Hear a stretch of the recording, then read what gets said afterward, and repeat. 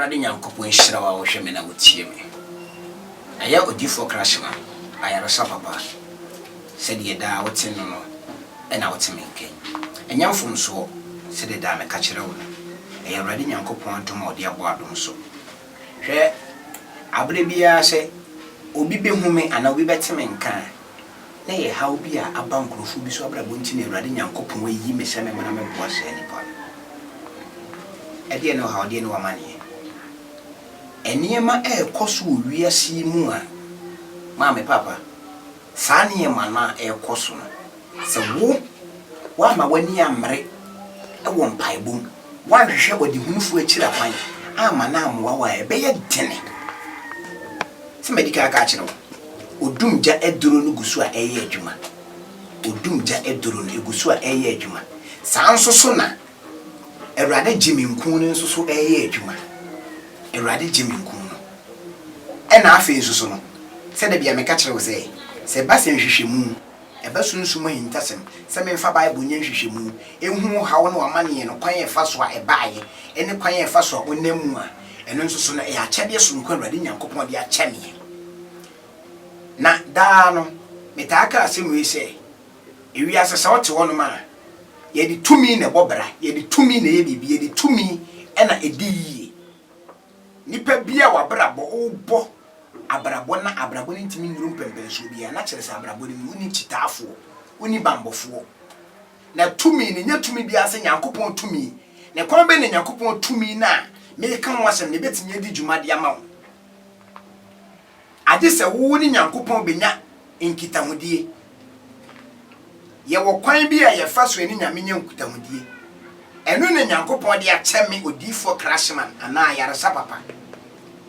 ɛno nti na Awurade Nyankopɔn ebie mani anadwe da suom na wɔde mewura kwayebretuom na mewura kwayebretuo ni ma ehum ni aham etuo no wakyerɛ me sɛ wei ti ahaha wei tu nubna wei twadua wei fa ka ho fa mixe fa yɛ ade wei fa manipa na brabo a enkoso no oyizi ebeyeye sɛ wo hwɛ me sɛ wotie me na me kan so sɛ angelic book no so ɛwɔ hɔ no ma ɛyɛ adwuma abɔfo book no wo bɛtwere wo hawo ɛne wo din na agum wo twere wo hawo ne wo din gum a anadwo da so ma ehum ni aham etu no anadwo da so ma ahonhom bɔne ɛyɛ adwuma no anadwo da so ma abayidom yɛ adwuma no akaibretu ɛyɛ adwuma no tumidie ne mpanindie ɛyɛ adwuma no saa da so nim no ɛna me nso so metena ho na me nso so ma yɛ sunsun mu niema de aguso na wo hawo no amane no tumi a wɔse wɔ de honhom a wɔse wɔ de no Awurade Nyankopɔn nam ne tumi ɔde ama me so na makana sɛ na afi me bie kwan no ɛde ato ba bi yɛ de ama wɔbrabɔ wo hawo no sɛ wamane ne sɛ ɛdeɛ bɛ na wo fam ɛdeɛ bɛ na wo kom Bible sɛ mu bi hu na mane na mane mo mpaye mu bi yare mane fra asafo ne mu mpanimfo ɛba ayare sade a sɛ odifo a wɔtene ne nsa instant na yare sa yɛ adwuma de a wodi ho adanse sɛ Awurade Nyankopɔn de akyɛ me enti deɛ ne wo hawo sɛ wo mfrɛ me ana wo ma na wo ni mi mehyia 1-on-1 na problem ne ɛhaw na wo nemu ne to ntimi entwa ma wo hwɛ me kai wasɛm bi 2018 2018 ɛme sɛ Awurade na me so ɛhyɛ nkom about January February say me hu say artist kese ebewu na artist ni me hu ade ne se kankwanhia kese na da bia me ka asem say ye nkasa ne mo me Awurade honhom ne Awurade tumi ye adwumenti no me ka sa asem no eni na enu ani me nansa ene ete se February mu a pepepe ene ete se eboni akonya nkwanhia pa the next day so no Awurade Nyankopɔn na metachire maso ka say enipa bi a wo ba mpae bo me ho a wote around Crofrom bi a ye careful anya sa me hu se Crofrom from Tafunhia so road no ntem ekosi baabi a S5 pub no ewo no me hu se eja kase bi ba be pie ewo honom entimo amona mo bi amanya careful na afi de brere wie du se me de camera eto me ho so na ensem Awurade nam ye so kan hintasem Awurade nam ye so kan a ni nyina eba mu no yenso ye dan na de gi kire wiase ma wiase hunu se eye nokore Nyankopɔn ma ne difo tumi soronko a saa tumi no ebi ni asase so na me ka saa asɛm ne nso so no ne na watwe mienu pepepe na kurofrom gas kese yɛse yɛ ma UTV fo ina betwa yɛ no kurofrom gas nso blast yɛ no me wo me dem saa ne fa afon frɛ me odifo asɛm a wo ka asɛsɛ yɛ wo baabi kwa yɛnyɛ careful na wo sɛ mantwe egya kɛse bi bepie o kurofrom no asi o sa woni odifo nhia yɛ nkase nyame difo ni ho mate sɛ na o man ga ne nkrofo kasa we bre sɛ nyame difo ni ho ya kasa na onim de wo ka susu kasa enya difo nyina na emfre awurade ye wo adifo nyankopon yi wo mo soronko na nyankopon di tumi soronko ama wo mo mete won mete nubena mete aduro meye abibiduro kyese awurade de niema kese ateme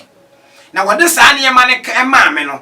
esanse me ntimi mfra wo ntimi mfra me na wo ntimi ma manim ema me nka nkyera se aduro we wa ha makote ama aduro bi wo krampa wo hu ba bi e bi wo nya bi me ka to se kopekra wo nya enti the best way no awurade nyankopon kire me no na me de ye odumgya no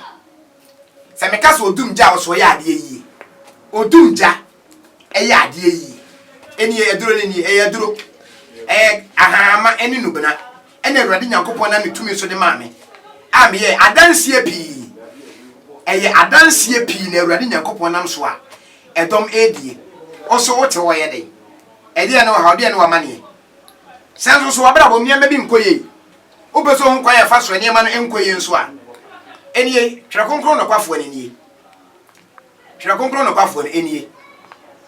twere konkron no kwafo enie so ho ha twere konkron no kwafo no me kasa kire na obeti twere konkron no kwafo se meti awurade nyankopon anim ena meka nyankopon asema atwan ho na menhwe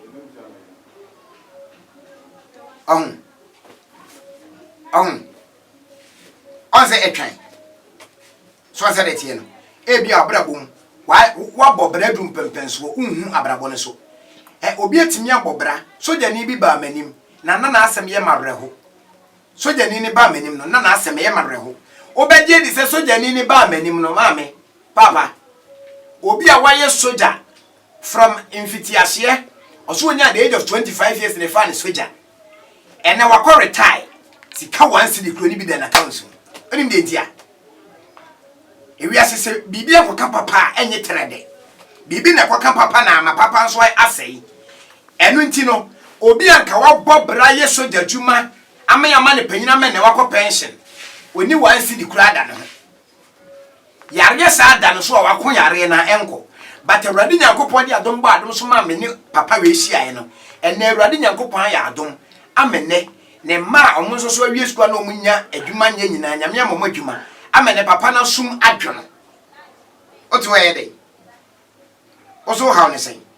anetine yo so difo bi ani ho anetine yo so bi antimi mwa fa me number ne frɛ me de hia so be frɛ me de hia so be hwe me kira kwan me okumase krofrum e wona me wo kumase krofrum aha ena sa so epe branch ba ko a me sa won so a kumase wa me san so ebu akwa agogo ubetimi ahwehwe me kira kwan e bia opesa woni me hia 101 on counseling ubetimi afa me number no wa frɛ me